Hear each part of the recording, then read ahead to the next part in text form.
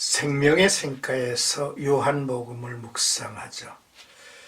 오늘은 31번째 주제인 요한복음 6장 28절에서 35절까지 생명의 떡이신 예수라는 주제입니다. 무리들은 썩을 양식을 위하여 일하지 말고 영생하도록 있는 양식을 위하여 하라. 이 양식은 인자가 너희에게 주리니 인자는 아버지 하나님께서 인치신 자니라는 27절의 말씀을 이해하려 했습니다. 그렇다면 무엇을 어떻게 해야 하는가에 대한 확실한 답을 얻어야 했을 것입니다. 먼저 28절에서 29절까지는 어떻게 하여야 하나님의 일을 하오리까? 라는 질문의 내용이죠. 예수님의 일은 하나님이 하시고자 하는 일이며 하나님께서 사람에게 원하시는 일입니다. 하나님은 예수 그리스도를 통하여 세상을 구원하는 일을 하시려고 아들을 보내셨습니다. 그러므로 하나님의 일은 아들을 믿어야 하며 아들의 일에 동참하며 그 일에 헌신하는 것을 의미할 것이죠. 하나님이 보내신 일을 믿지 아니하고서는 하나님의 일을 알지도 못하고 그 일을 하지도 못할 것입니다. 그래서 예수님은 하나님께서 보내신 일을 믿는 것이 하나님의 일이니라라고 하셨습니다. 그렇습니다. 우리는 썩을 양식, 죽을 몸을 위한 양식 곧 세상에서 사라질 것만을 목적으로 일하지 말고 영원히 살 몸, 영생을 목표로 삼고 일하라는 것이죠. 영생의 축복은 하나님이 보내셔서 오신 아들이 가져오신 은혜입니다.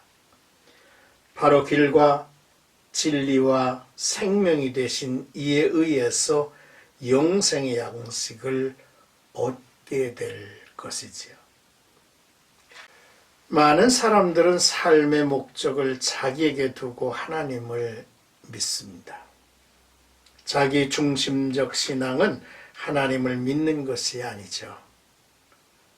우리는 하나님에게 목적을 두고 하나님이 우리를 향하여 하실 일을 믿고 따라야만 하는 것입니다. 그러므로 예수께서 하신 일과 그의 말씀이 생명의 양식임을 깨닫죠. 그러므로 하나님이 보내신 이 아들을 믿어야 아들을 통한 하나님의 일을 깨닫게 되지 않겠습니까? 우리도 하나님의 일에 주어진 은혜를 받고 참여하는 자가 될 것이기 때문이죠. 이제 30절에서 33절은 당신을 믿도록 하는 표적이 무엇입니까? 라는 무리들의 질문입니다. 표적과 기적이란 단어는 같은 의미지만 구별해서 이해할 수 있을 것 같습니다. 기적은 놀랍게 펼쳐진 사건 그 내용을 말한다면 표적은 이 놀라운 사건이 누구를 위한 것이며 누구에 의한 것인가를 깨닫게 하는 말이라 생각이 들죠. 무리들은 예수 당신이 하나님이 보내신 이 영생을 주실 분이라면 우리가 믿도록 분명한 표적을 보여줘야 한다고 다그쳤습니다. 그들은 자기들이 기다리는 메시아는 모세 같은 이로서 그가 광야에서 떡을 주어 백성들을 먹게 했음을 말했습니다.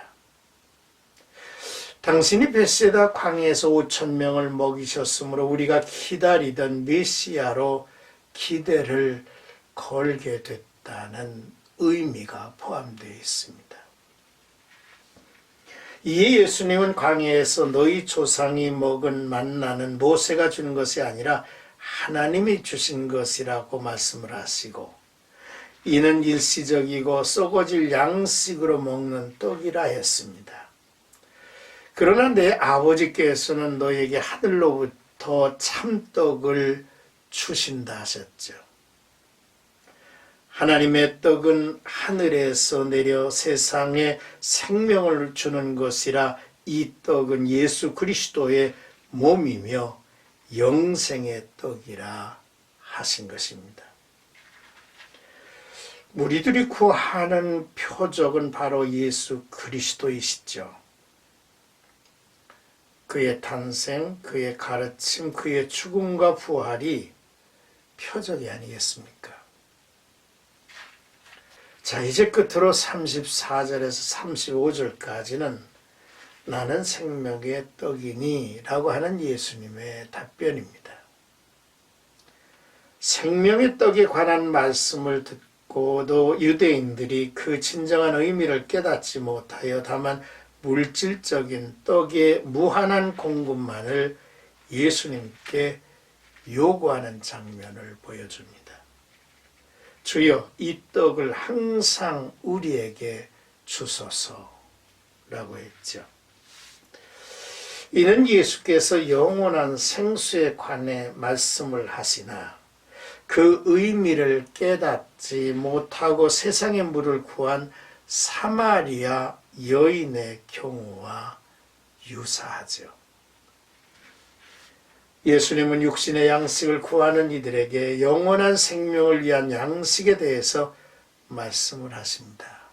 그리고 내게 오는 자는 결코 줄이지 아니할 터이요 나를 믿는 자는 영원히 목마르지 아니하리라고 말씀을 하셨습니다. 신의 산에 오르는 자가 아닙니다. 짐승의 피로 쌓은 제단을 향하여 나가는 자들을 말하지 않죠. 눈에 보이는 화려한 성전으로 나가는 자가 아닙니다. 예수님은 자기 자신에게 내게 오는 자, 바로 자기에게 오는 자들을 향해서 약속하신 것이고 입을 여셨습니다. 내게로 오는 자만이 희망이 있고 영생이 있다는 선언이십니다. 예수님의 몸이 참떡 생명의 양식이라고 말씀을 하고 있고, 마름이 없는 생수는 그 가운데 역사하시는 하나님의 성령을 의미하기도 하죠. 썩을 육신의 굶주림과 목마름은 비참한 영혼, 비참한 백성, 비참한 나라를 만듭니다. 이 시대의 지구촌을 보아도 얼마나 끔찍한 일이 지구촌 곳곳에서 드러나고 있습니까? 썩을 육신의 양식과 물가달게 온갖 수고와 투쟁하지요. 굶주림과 목마름을 이제 이유로 해서 이어지는 전쟁, 그 저주의 흑암 속에서 예수님은 말씀을 하고 계시죠. 썩을 양식이 아니라 영생하는 양식인 나를 위하여 삶의 방향의 목표를 가지고 나오면 결코 줄이지 않고 영원히 목마르지 아니하리라, 이렇게 약속을 하셨습니다. 세상의 모든 문제가 우리들을 에워싸고 우겨싼다 할지라도 이 영적인 문제, 내면적인 문제를 풀어야, 그리고 하나님에게로부터 주어지는 영생의 말씀을 받아야 이러한 모든 일들이 풀려질 것입니다. 하나님의 크신 은혜가 오늘 나와 여러분들에게 있기를 축복합니다.